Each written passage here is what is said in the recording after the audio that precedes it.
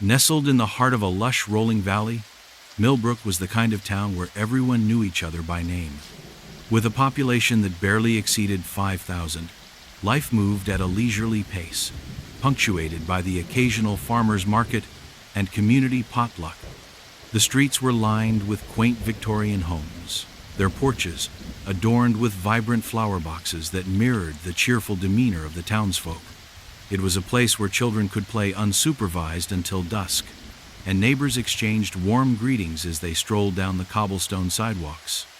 The tranquility of Millbrook, however, masked an undercurrent of secrets that simmered beneath its picturesque surface. Beneath the veneer of small-town charm lay whispers of long-standing grudges and unspoken rivalries. The local diner, a hub of social activity, buzzed with hushed conversations about who had slighted whom or whose family had a dubious past. These murmurs rarely reached beyond the confines of the town, kept alive only by those who thrived on the drama or sought to protect their reputations.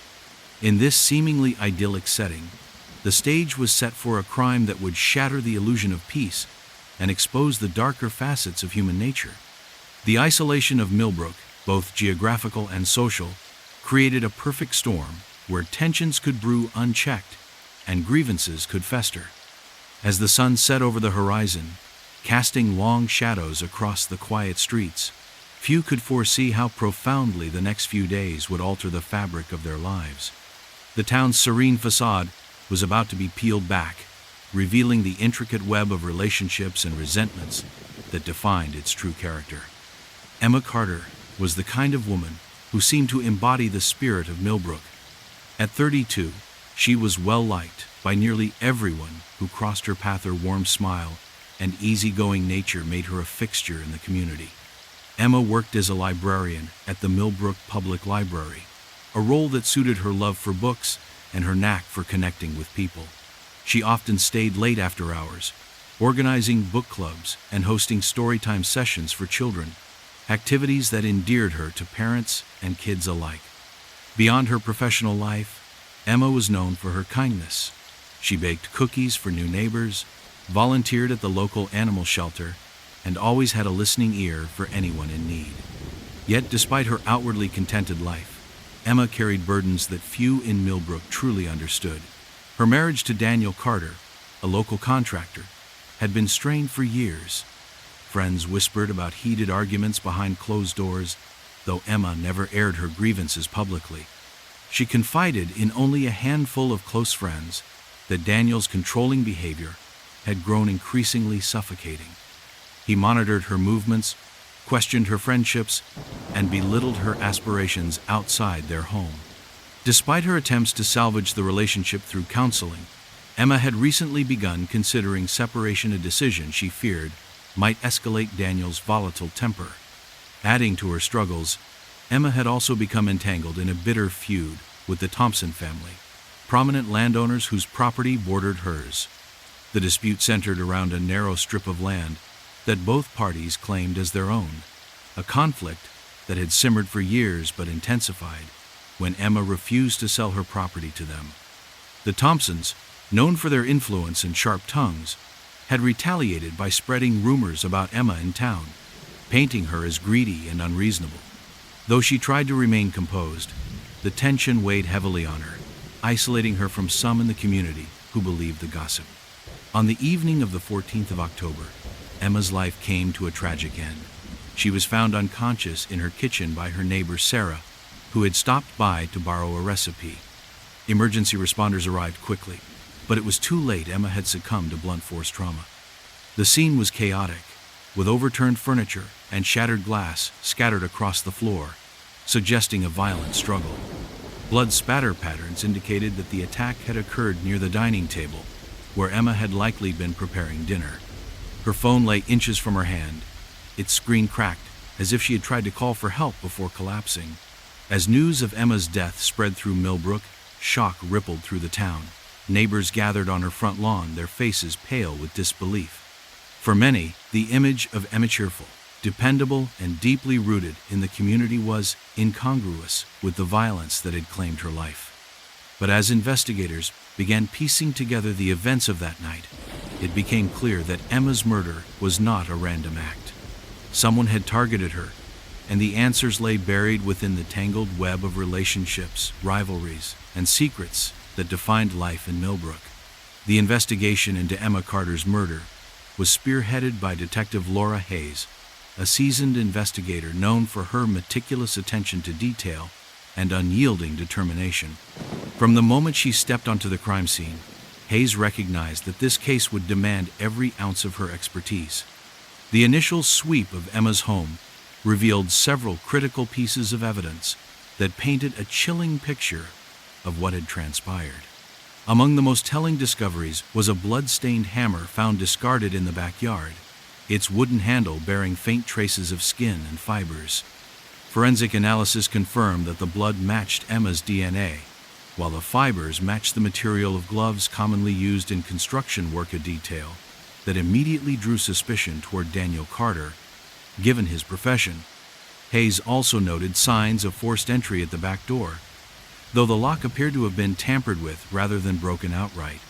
This suggested that the perpetrator either had prior knowledge of the house's layout or had observed Emma's routines closely enough to exploit a vulnerability.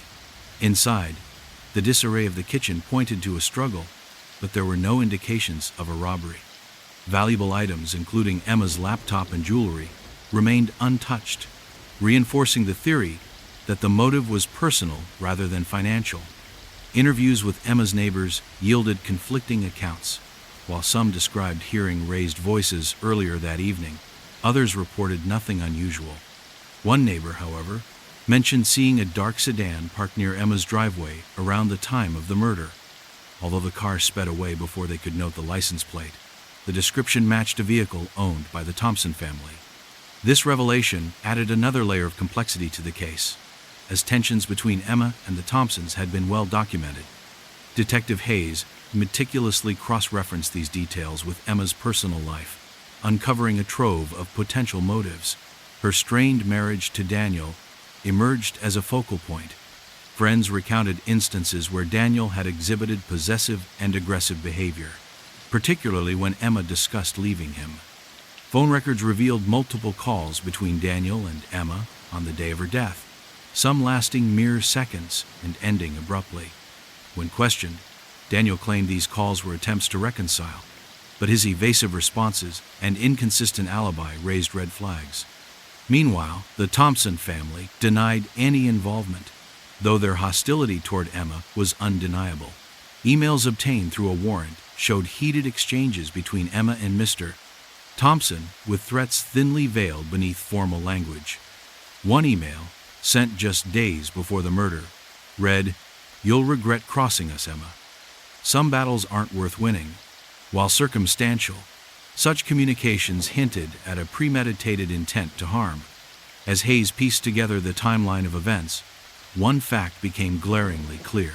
Emma's murder was not a spontaneous act of violence, but the culmination of simmering animosities and calculated decisions.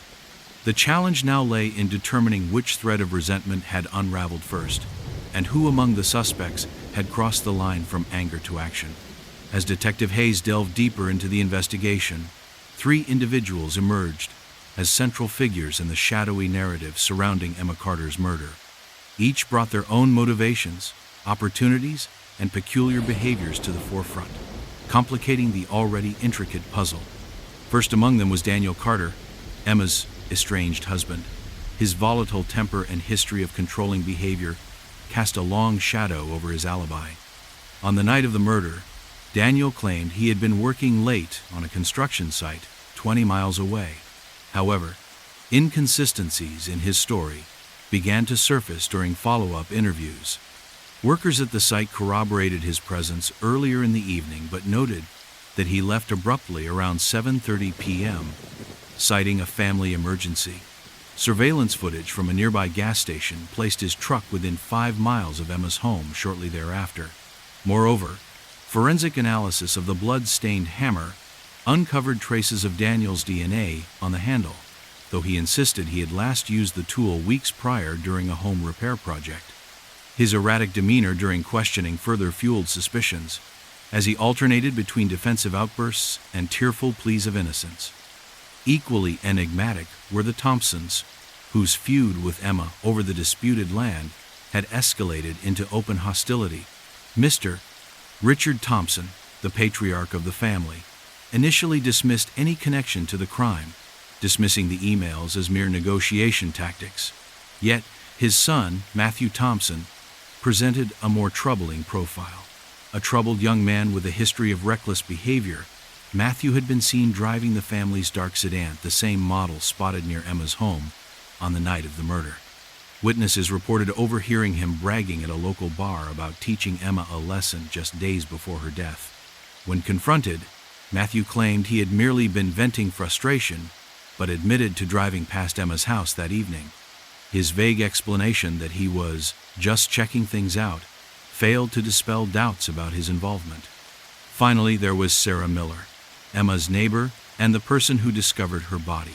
While Sarah's discovery initially positioned her as a witness, certain aspects of her behavior raised eyebrows. She had been unusually insistent on being present during the early stages of the investigation, offering unsolicited insights and repeatedly emphasizing her closeness to Emma. Digging deeper, Hayes uncovered that Sarah had harbored a long-standing jealousy of Emma, stemming from a perceived rivalry over shared social circles. Text messages recovered from Emma's phone revealed that Sarah had accused her of stealing friends and undermining her standing in the community. More damning was the discovery of a receipt showing Sarah had purchased a pair of latex gloves identical to those linked to the crime scene. When questioned, Sarah claimed the gloves were for gardening, but her nervous demeanor and inability to recall specific details about her whereabouts on the night of the murder left lingering questions. Each suspect brought a unique blend of motive, opportunity, and suspicious conduct to the table, creating a tangled web of possibilities. Daniel's proximity to the crime, coupled with his tumultuous relationship with Emma, made him a prime suspect. The Thompsons' vendetta against Emma provided a compelling motive, particularly given Matthew's volatile temperament. Meanwhile, Sarah's unsettling fixation on Emma and her curious purchase of gloves added an unexpected twist to the investigation. As Hayes sifted through the mounting evidence, it became clear that unraveling the truth would require peeling back layers of deceit and confronting the darkest corners of human nature.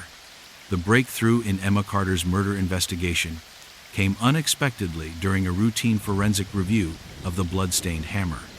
While initial tests had confirmed Emma's blood on the weapon, subsequent microscopic analysis revealed faint traces of skin cells embedded in the grooves of the hammerhead. Advanced DNA sequencing identified these cells as belonging to Matthew Thompson, the troubled son of the Thompson family embroiled in the land dispute with Emma. This discovery sent shockwaves through the investigative team, as it directly contradicted Matthew's claim that he had no physical contact with the weapon. Further examination of the crime scene yielded additional corroborating evidence.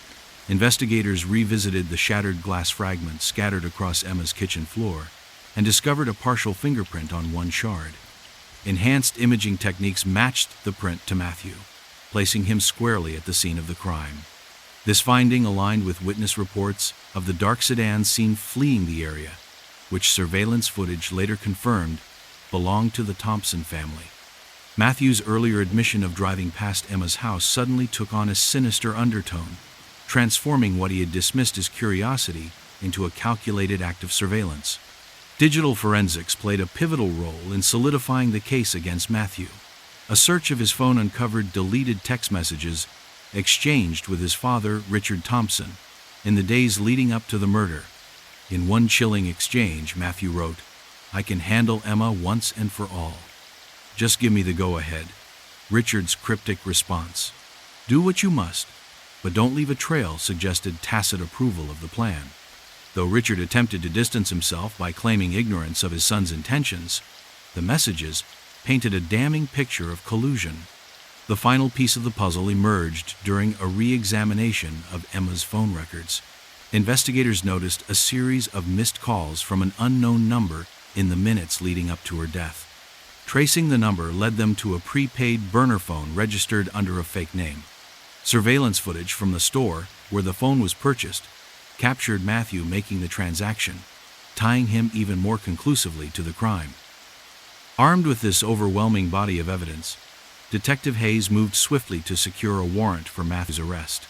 During the interrogation, Matthew initially clung to his denial, insisting that the DNA and fingerprints could have been transferred innocently. However, when confronted with the text messages implicating both him and his father, his composure crumbled. Under mounting pressure, Matthew confessed to orchestrating the attack, though he claimed it was intended as a scare tactic gone wrong. He admitted to sneaking into Emma's home through the tampered back door, armed with the hammer, intending to intimidate her into relinquishing the disputed land. When Emma resisted, a struggle ensued, culminating in the fatal blow. Matthew's confession not only sealed his fate, but also implicated his father Richard as an accessory to the crime. Both men were charged with first-degree murder, marking the culmination of an investigation that had unraveled the darkest secrets of Millbrook's seemingly idyllic facade. As the news broke, the town grappled with the realization that the tragedy stemmed not from a single act of violence, but from years of festering resentment and unchecked ambition.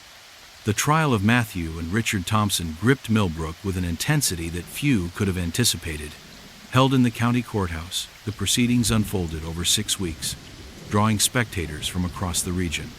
Prosecutor Rachel Mendez presented a meticulously constructed case, weaving together forensic evidence, digital records, and Matthew's confession to paint a damning portrait of premeditated murder. Defense attorneys argued that Matthew's actions were impulsive rather than deliberate, attempting to mitigate the charges to manslaughter. They portrayed Richard as a distant figure, unaware of his son's plans, though the incriminating text messages undermined their claims. In the end, the jury deliberated for just 2 days before delivering guilty verdicts on all counts. Matthew was sentenced to life in prison without the possibility of parole, while Richard received a 25-year term for his role as an accessory. The courtroom erupted in a mix of relief and sorrow as Emma's family expressed gratitude for justice served, though the absence of closure lingered palpably in the air. For Millbrook, the trial marked the beginning of a painful reckoning. Conversations about the toxic undercurrents that had long simmered beneath the town's surface gained urgency. Community leaders organized forums to address unresolved conflicts and promote transparency, while support groups formed to help residents process the trauma. The library where Emma had worked became a symbol of renewal, renamed in her honor to commemorate her contributions. Though the scars of Emma's murder will never fully heal, Millbrook has taken tentative steps toward rebuilding trust and fostering resilience.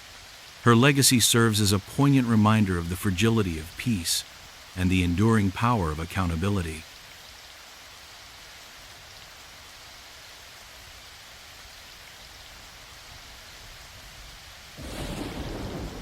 The parking garage beneath the sprawling Oak Ridge Mall was a labyrinth of concrete and shadows, its fluorescent lights flickering like dying fireflies. It was the kind of place people navigated quickly, heads down, keys clutched tightly in hand. The hum of idling cars and the occasional squeal of tires on damp pavement created an unsettling symphony that echoed through the cavernous structure. On any given day, the garage was a transient space shoppers rushing to their vehicles, delivery drivers unloading crates, teenagers lingering near stairwells as they scrolled through their phones. But on a cold November evening, it became something else entirely, a stage for a crime so calculated and chilling that it would haunt the city for years. It started with a missing person report. A young woman named Claire Harper had vanished without a trace after leaving her shift at the mall's food court. She was 26, bright-eyed and ambitious, working double shifts to save money for graduate school. Her coworkers described her as dependable, always punctual, and quick with a smile. When she didn't show up for work the next morning, her manager called her apartment. No answer. Then came the call to her parents, who lived 2 hours away. They hadn't heard from her either. By noon, the police were involved.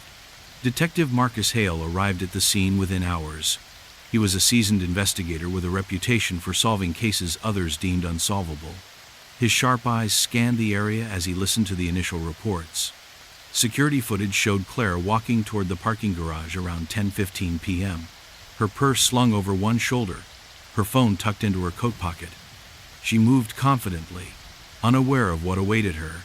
The camera angles shifted as she disappeared deeper into the structure, but there was no sign of her car leaving the premises. That's when things got strange. The first clue came from a janitor who worked the late-night shift. He reported hearing a muffled scream coming from level B3 just before midnight. At the time, he thought it might have been an argument or someone startled by a loud noise. He didn't investigate further. The garage was vast, and he had his own tasks to complete.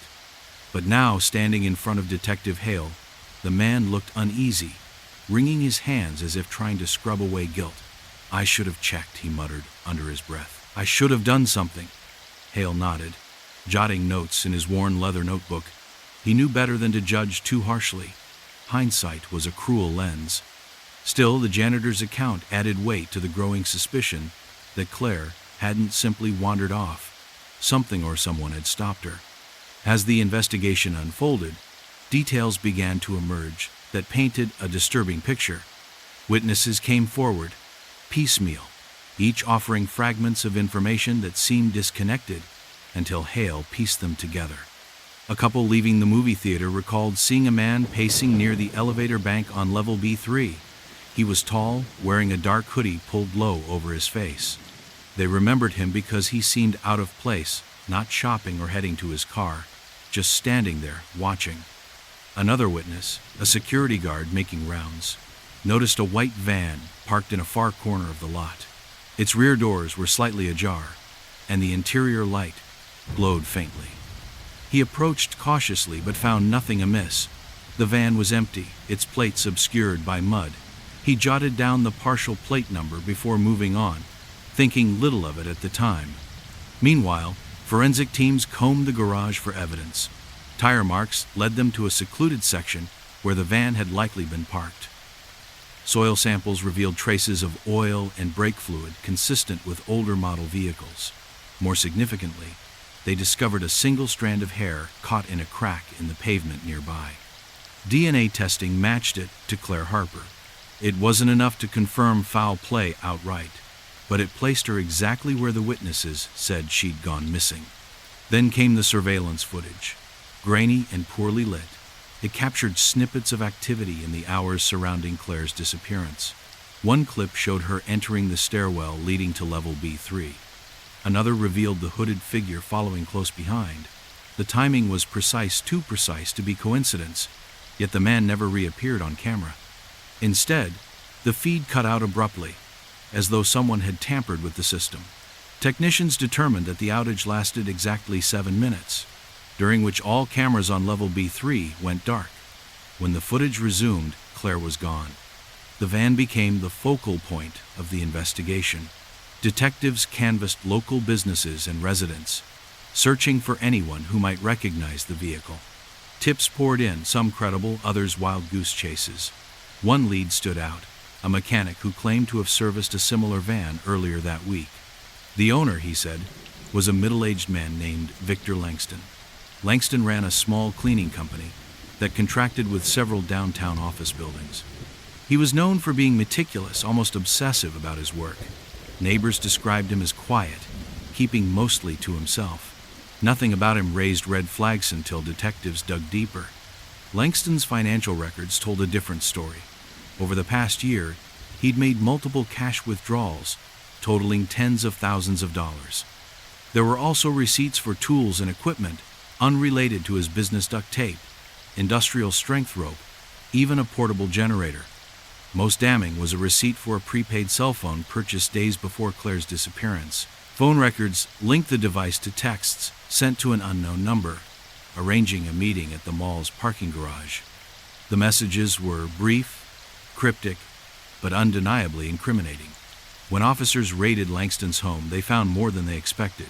The basement had been converted into a makeshift workshop, filled with tools and materials that suggested preparation for something sinister. In a locked cabinet, they discovered Claire's purse, along with her phone. The battery had been removed, rendering it useless. Forensics later confirmed her fingerprints on both items. But the most chilling find was a journal hidden beneath a loose floorboard. Written in Langston's neat, methodical handwriting, it detailed months of planning, stalking, and fantasizing about abducting women from public places. Claire wasn't his first target, though she was the only one mentioned by name. Langston's arrest sent shockwaves through the community. Reporters swarmed the precinct, hungry for answers. Friends and acquaintances struggled to reconcile the mild-mannered cleaner with the predator portrayed in the media. Meanwhile, Claire's family held vigil outside the courthouse, their faces etched with grief and anger. For weeks, the case dominated headlines, sparking debates about safety in public spaces and the failures of law enforcement to prevent such crimes. But the story didn't end there. During interrogations, Langston remained eerily calm, refusing to cooperate unless certain conditions were met. He demanded privacy, insisting that only Detective Hale could question him. When Hale finally entered the interrogation room, Langston leaned forward, his voice low and deliberate. "You think you know everything," he said, tapping the table rhythmically, "but you don't. Not yet." What followed was a confession unlike anything Hale had encountered. Langston admitted to targeting Claire, describing how he'd studied her routines for weeks, noting when she worked late and which exit she used. He explained how he'd disabled the cameras using a remote device he'd built himself, and then he dropped a bombshell. Claire wasn't alone. According to Langston, there were others women he'd abducted and held captive in secret locations throughout the city. He refused to provide specifics, claiming he wanted to play a game with the authorities. The revelation sent investigators scrambling. Teams scoured abandoned warehouses, basements, and storage units, following every lead Langston hinted at during subsequent interviews. Some sites yielded nothing, while others contained grim reminders of his depravity.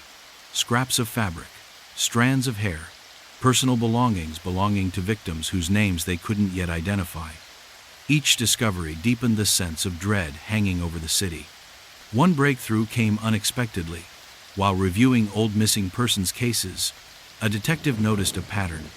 3 women, all in their 20s, all last seen near large public venues, had vanished over the past 18 months.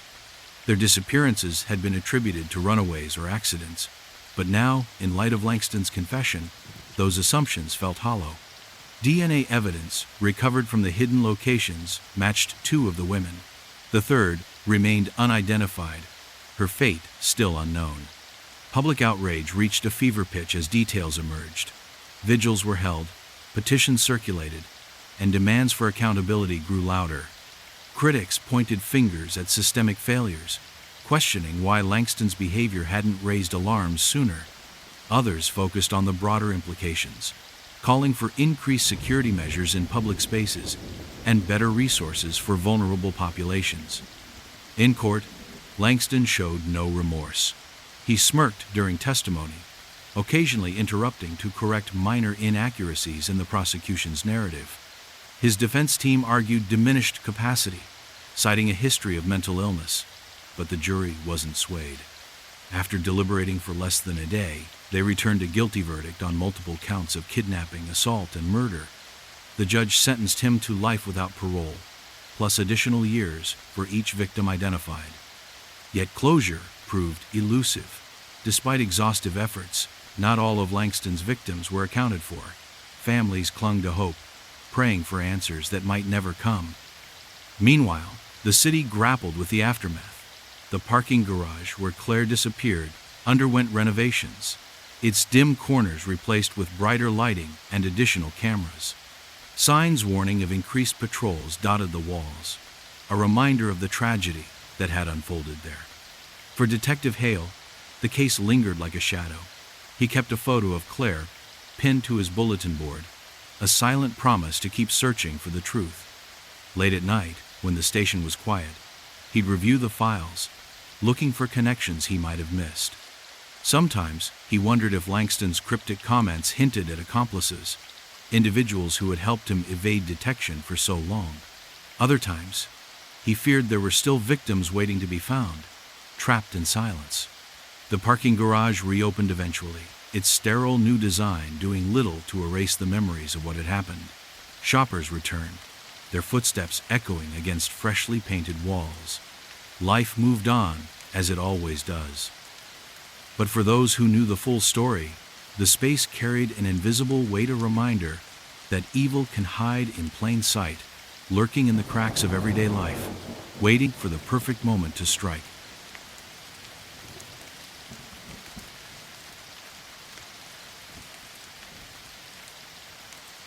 It was a Tuesday afternoon, the kind of day when nothing seemed out of place.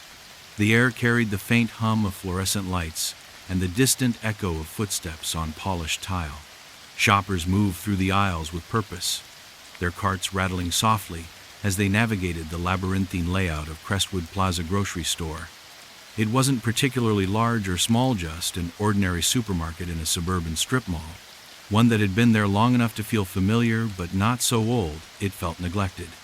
The first sign something was wrong came from Mrs. Evelyn Carter, who pushed her cart toward the dairy section.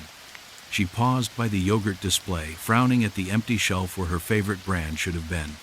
A man stood nearby, his back to her, rifling through a stack of cardboard boxes marked organic milk. He wore a dark hoodie pulled low over his face, and though she thought little of it at first, something about him unsettled her. His movements were too deliberate, almost mechanical, like he wasn't really searching for milk at all. When he finally turned around, Evelyn caught only a glimpse of his profile before averting her eyes. There was something off about his expression, of coldness maybe, or just the way his gaze lingered too long on people without blinking. By evening, whispers began circulating among employees. One cashier mentioned seeing the same man earlier near the deli counter, staring intently at a family buying sliced turkey. Another claimed he'd loitered outside the store entrance for nearly 20 minutes before walking inside, without making a purchase. No one could agree on whether this behavior warranted concern, but everyone agreed it was strange. Strange enough that when security footage later revealed him lingering in every corner of the store for hours, even after closing time, panic started to creep into conversations. Detective Marcus Hale arrived late Wednesday morning, summoned by a nervous manager clutching a grainy still image printed from surveillance cameras. The photo showed the man standing alone in the frozen foods aisle, arms crossed, head tilted slightly, as if studying the freezer doors. His features were partially obscured by shadows, but what stood out most was how utterly motionless he appeared amidst the chaos of shoppers bustling past him. "He doesn't look like your average customer," Marcus muttered under his breath, tucking the picture into his coat pocket. Marcus spent the next few days piecing together fragments of information. Witnesses described the man differently. Some said he was tall, others short. His hair color ranged from black to brown depending on who you asked. But one detail remained consistent: he always wore gloves, even indoors. Gloves weren't unusual during winter months, yet something about them struck Marcus as significant. Why would someone wear gloves while browsing produce, or standing idly by the bakery? Unless, of course, they didn't want to leave fingerprints behind. As Marcus dug deeper, patterns emerged. Over the past 3 weeks, 4 other stores within a 10-mile radius reported similar incidents. Each involved a lone figure lingering far longer than necessary, always wearing gloves, never speaking unless spoken to directly, and then only offering vague responses that left clerks uneasy. None of these encounters escalated beyond discomfort, which made them easy to dismiss. Until now, because whatever this man's intentions were, they hadn't fully played out yet. Back at Crestwood Plaza, life continued as usual. Employees joked about the mysterious stranger, dubbing him Gloves Guy behind closed breakroom doors. Customers went about their routines, oblivious to the growing tension beneath the surface. That changed abruptly on Friday night, when Sarah Mitchell decided to pick up ingredients for dinner after work. Sarah was a regular, known for her cheerful demeanor and tendency to chat with cashiers about weekend plans. Tonight, however, she seemed distracted, scrolling absently through her phone as she wandered down the snack aisle. She stopped suddenly, phone slipping from her hand onto the floor. At the end of the aisle stood Gloves Guy, watching her with unnerving intensity. For a moment, neither moved. Then he took a step forward, his boots clicking sharply against the tiles. Sarah bent quickly to retrieve her phone, heart pounding, and hurried toward the checkout lanes. By the time she reached her car, hands shaking as she unlocked the door, she convinced herself it was nothing, just paranoia brought on by office stress and too many true crime podcasts. But paranoia has its roots in reality, doesn't it? Saturday dawned bright and clear, drawing crowds to Crestwood Plaza despite the chill in the air. Families filled carts with cereal and juice boxes, teenagers grabbed snacks for movie nights, and elderly couples stocked up on essentials. Amidst the bustle, no one noticed the subtle shift in atmosphere. Not until mid-afternoon, when screams erupted near the pharmacy counter, employees rushed to investigate, finding chaos spilling into the aisles. A young boy clung to his mother's leg, sobbing uncontrollably, while another woman frantically dialed 911. On the floor lay a crumpled form, blood pooling beneath it, a teenage girl, pale and lifeless, her throat slit cleanly across. Panic spread faster than fire. Shoppers abandoned carts and bolted for exits, trampling over spilled groceries in their haste to escape. Security guards tried vainly to restore order, shouting instructions that went unheard above the cacophony of cries and running feet. Within minutes, police sirens wailed outside, blue and red lights flashing against the glass windows.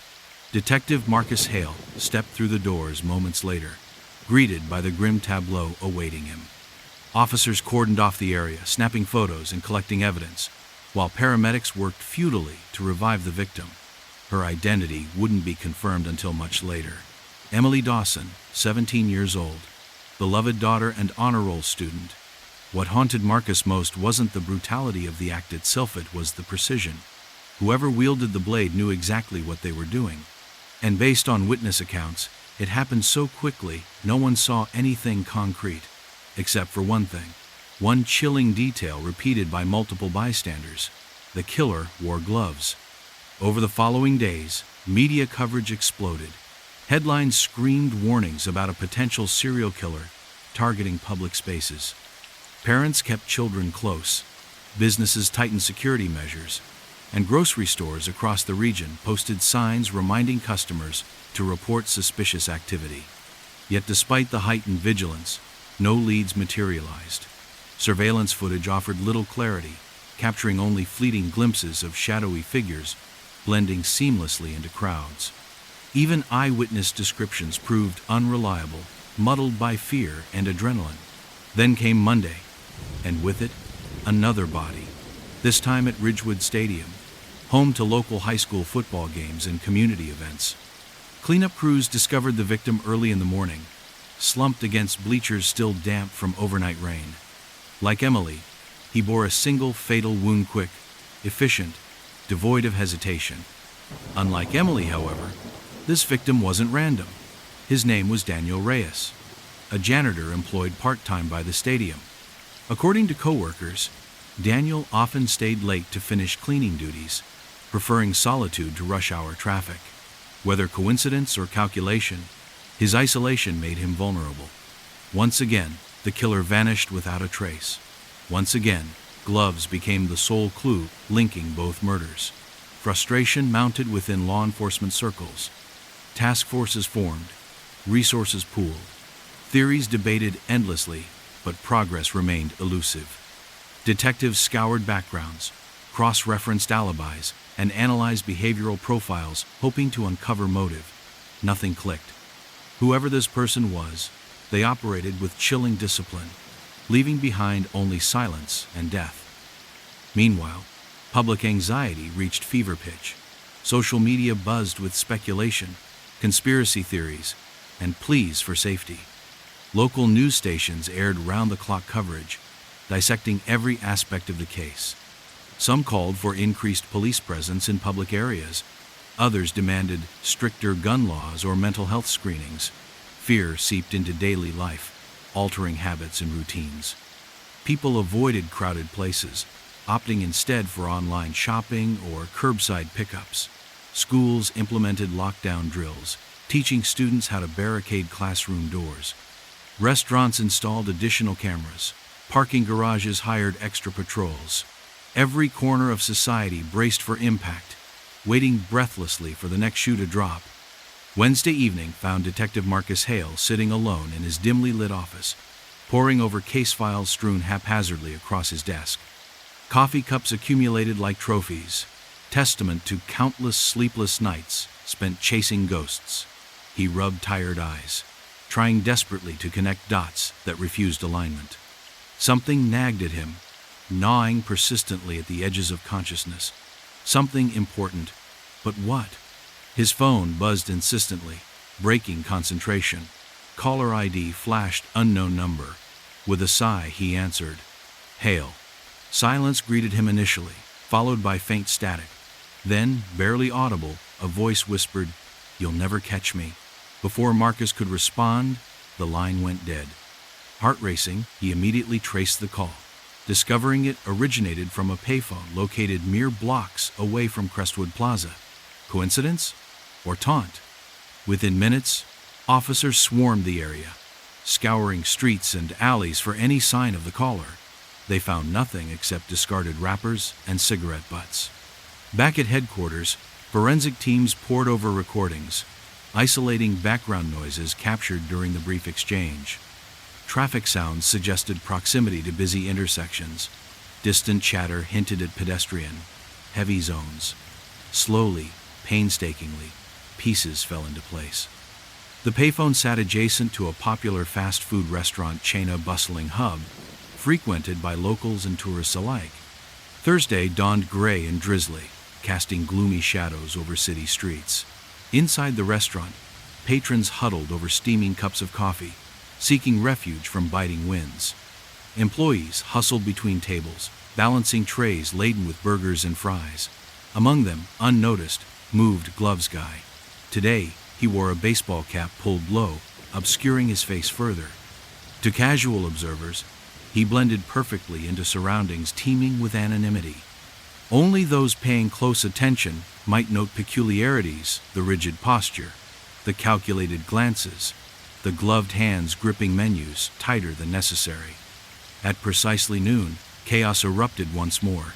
Screams pierced the din of lunchtime chatter, sending diners scrambling for cover. Blood-splattered countertops, pooling beneath overturned chairs. 3 victims this time, each dispatched with surgical precision. Panic surged anew, spreading virally via smartphones and social feeds. Authorities descended swiftly, sealing off the scene while investigators combed meticulously through wreckage. Again, witnesses recounted tales of a hooded figure disappearing into throngs of fleeing civilians. Again, surveillance footage yielded frustratingly inconclusive results. Again, Gloves provided sole tangible link to previous atrocities. Fury boiled over. Protesters gathered outside police headquarters, demanding answers and accountability. Politicians scrambled to address constituents' fears, proposing legislation aimed at curbing violence. Businesses shuttered temporarily, citing safety concerns. Entire neighborhoods transformed overnight, morphing from vibrant communities into ghost towns shrouded in mistrust and dread. Life ground to a halt, paralyzed by terror. Yet amidst despair, hope flickered faintly. Anonymous tips flooded hotlines, ranging from credible leads to wild goose chases. Forensic breakthroughs hinted tantalizingly at resolution, only to dissolve upon closer inspection. Still, Marcus pressed onward, driven by stubborn determination and unwavering belief that justice existed somewhere amidst madness. Late nights blurred into early mornings, fueled by caffeine and sheer willpower. Progress remained agonizingly slow, yet incremental gains buoyed spirits flagging under relentless pressure. Until Saturday arrived, bearing gifts wrapped in deception.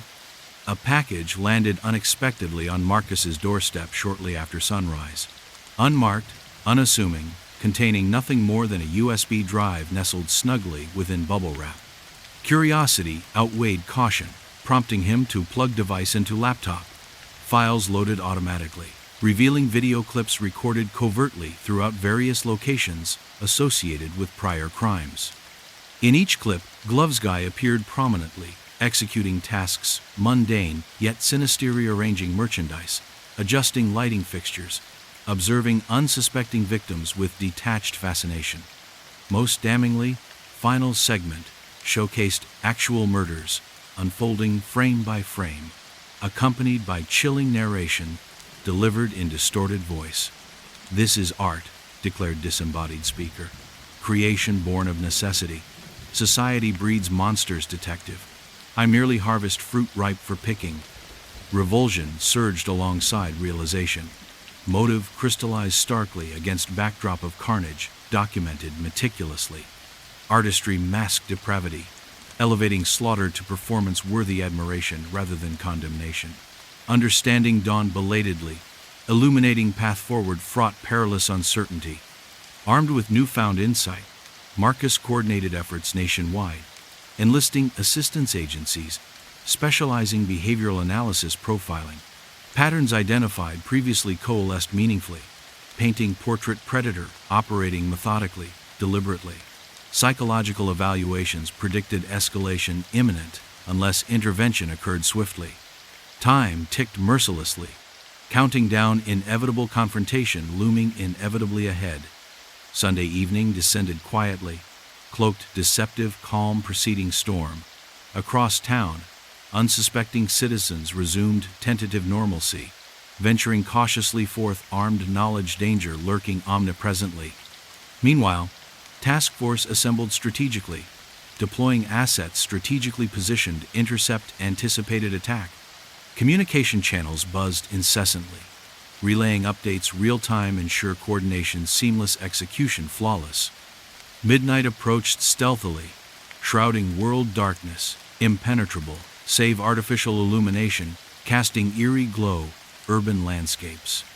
Somewhere amidst shadows prowled hunter, poised strike decisively, confident superiority honed practice perfection. Elsewhere, prey unaware awaited fate, sealed irrevocably destiny, cruelly indifferent mercy compassion. Suddenly, alarms blared shrilly, piercing silence, shattered abruptly, intrusion unexpected. Lights flared brilliantly, exposing silhouette frozen momentarily, indecision, surprise. Movement swift, decisive ensued, culminating dramatic showdown destined etch indelibly annals history, forevermore remembered infamy, legend, lore intertwined inexorably, legacy haunting generations henceforth.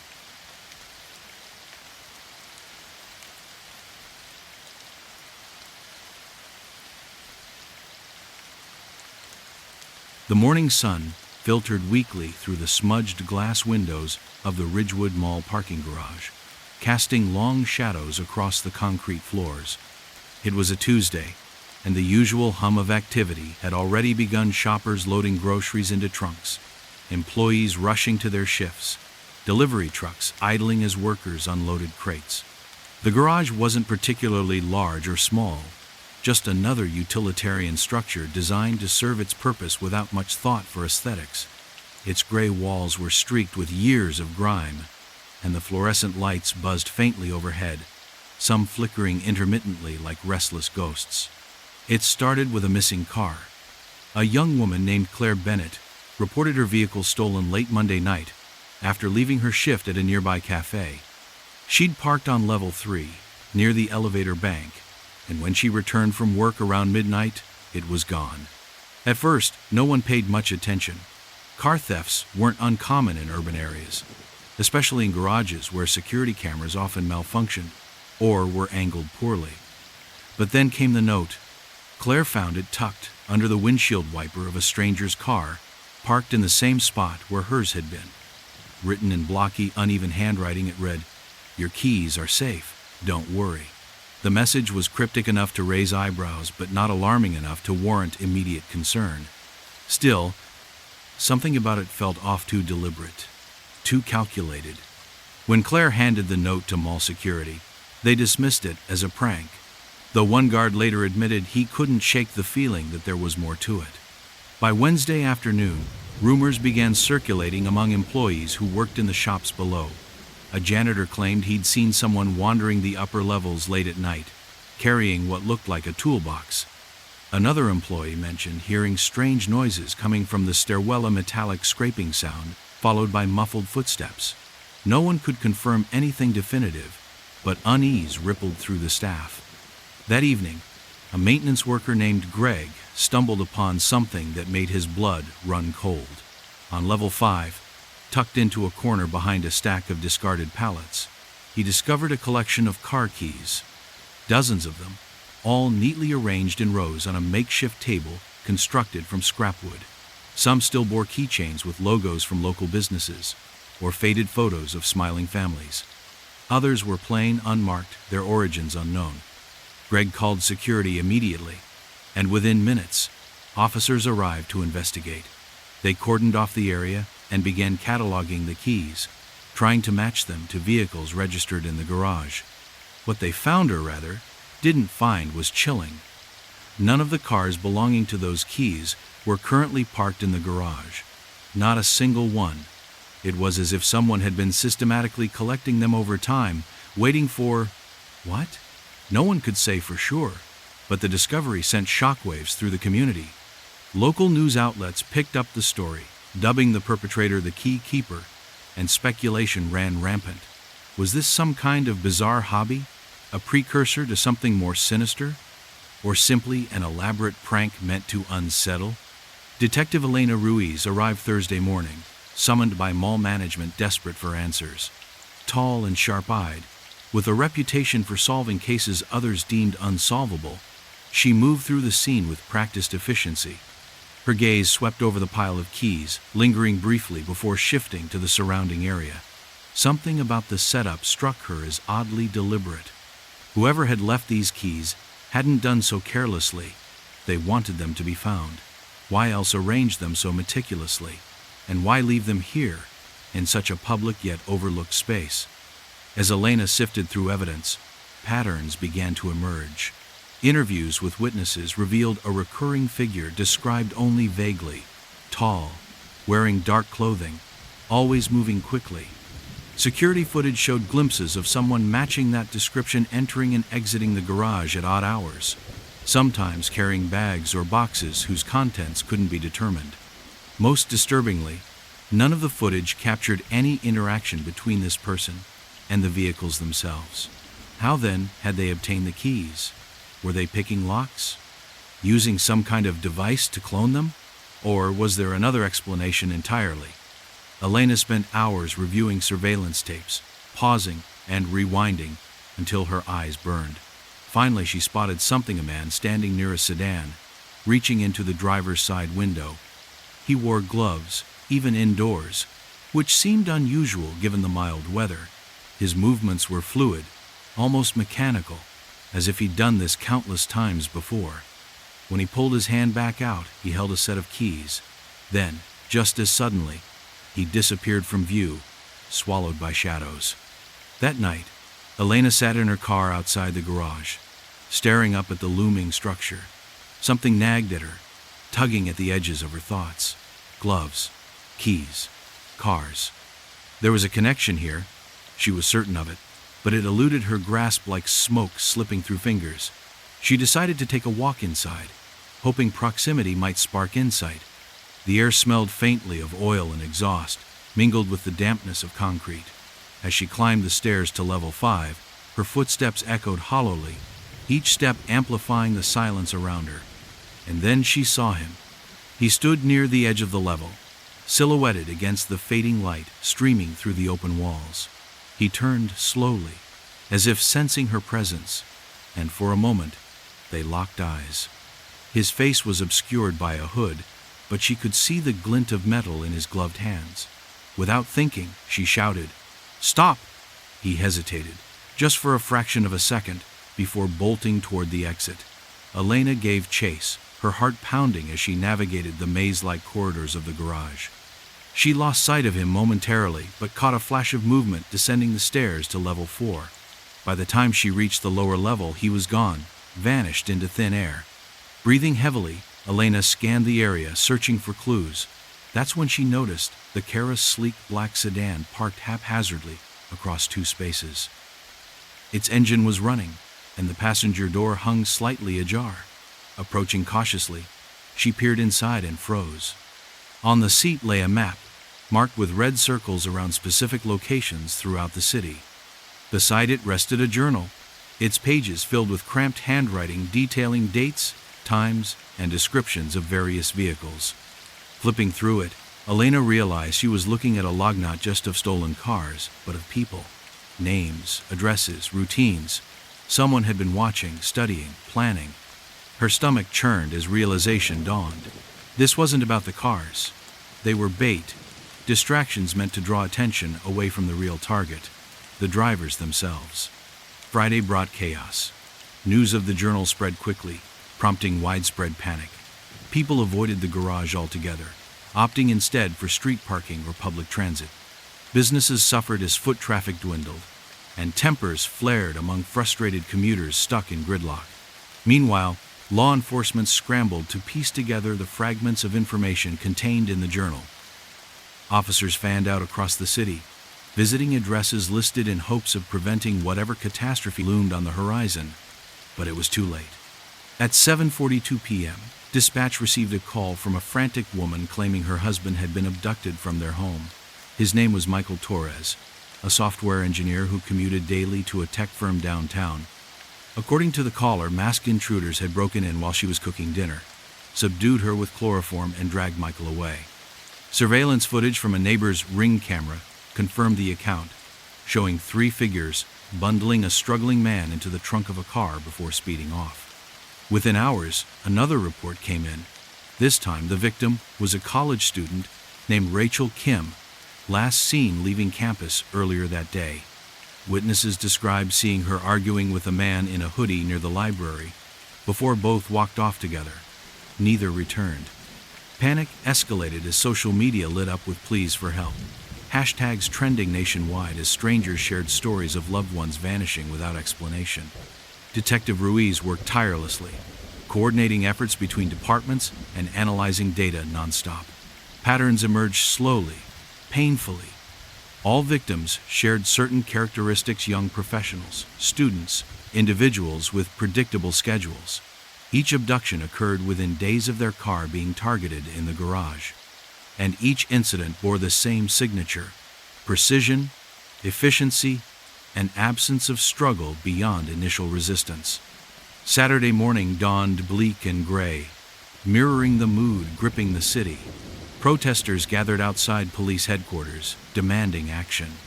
Politicians held press conferences, promising increased funding for investigations. Yet despite the uproar, progress remained elusive.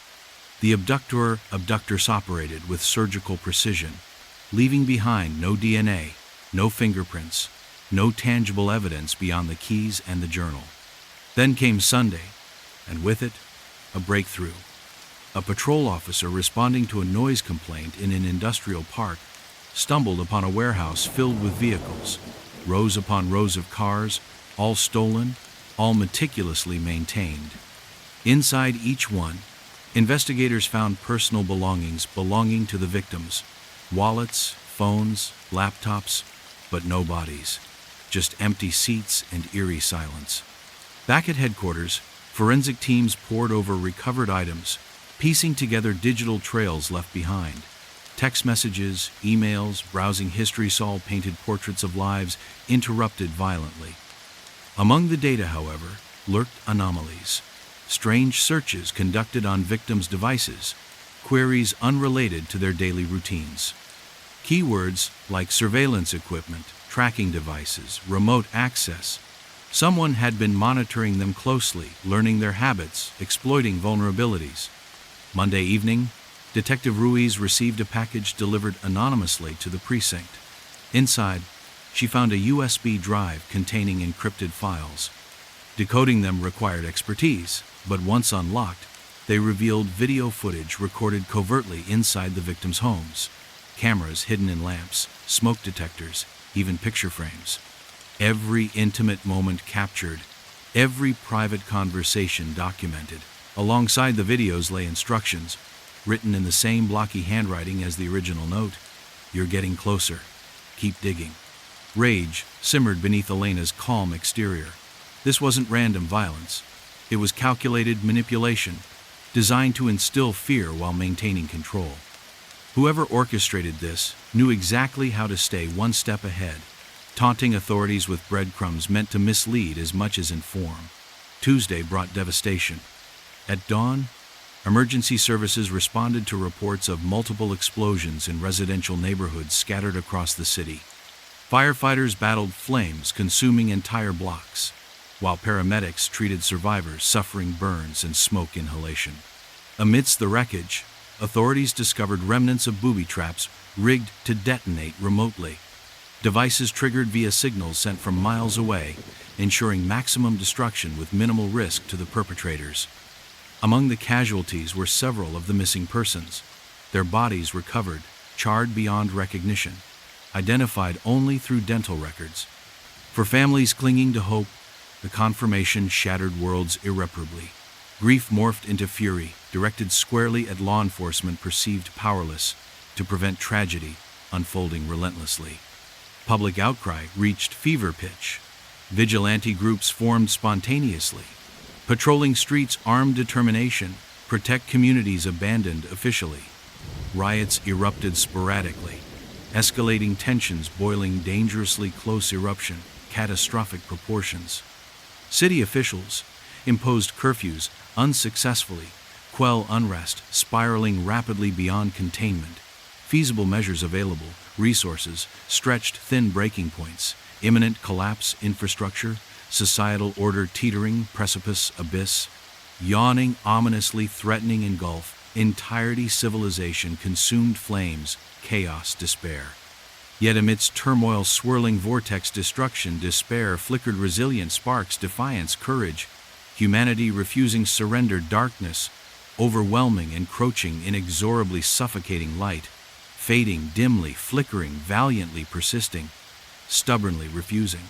Extinguish, entirely consumed, devouring, void, insatiable hunger, feeding, frenzy. Carnage wreaked mercilessly, indiscriminately sparing none. Mercy, compassion, empathy, eradicated, entirely replaced. Primal instinct, survival, instinct overriding morality. Ethics considerations, irrelevant, rendered obsolete, rendered meaningless, rendered futile, rendered hopeless, rendered desolate, rendered barren, rendered wasteland, devoid life vitality, vibrancy, color drained, leached, sucked vacuum, created absence, presence overwhelming, dominating, overshadowing, obliterating, erasing, erasing, erasing, erasing, erasing.